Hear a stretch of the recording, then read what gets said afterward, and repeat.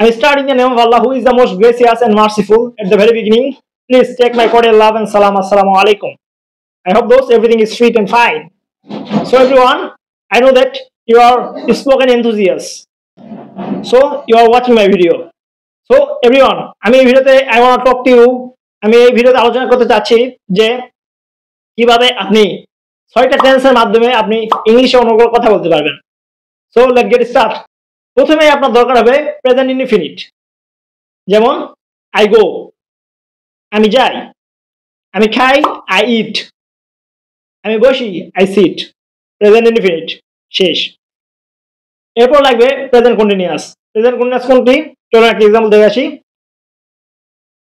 একটু আগে একটা এক্সাম্পল দিয়েছি প্রেজেন্ট ইনডিফিনিটে, আই ইট, আমি খাই, আই ইট রাইস, আমি ভাত খাই। আমি যদি খাচ্ছি এটা যদি আমি বলি যে আমি খাচ্ছি, I am eating, I am eating, I am eating rice, আমি ভাত খাচ্ছি।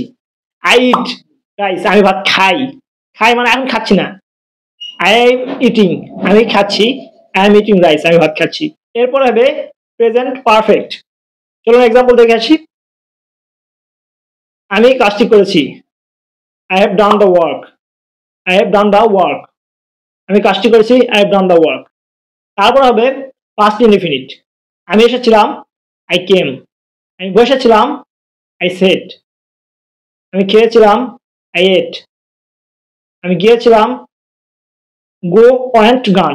অবশ্যই জানি গো মানে প্রেজেন্ট, পাস্ট ভিতরি।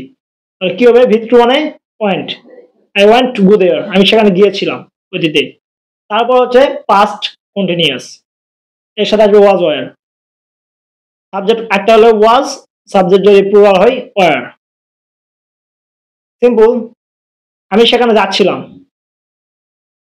I was going there, I was going there, আমি সেখানে যাচ্ছিলাম। দে ওয়ার বা সাবজেক্ট যদি প্লুরাল হয় ওয়ার আসবে।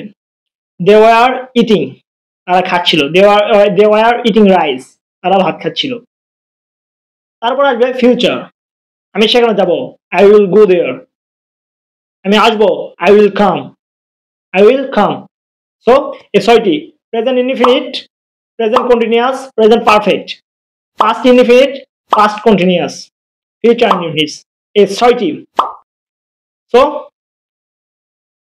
we should practice more and more. If you want to speak in English, you should practice.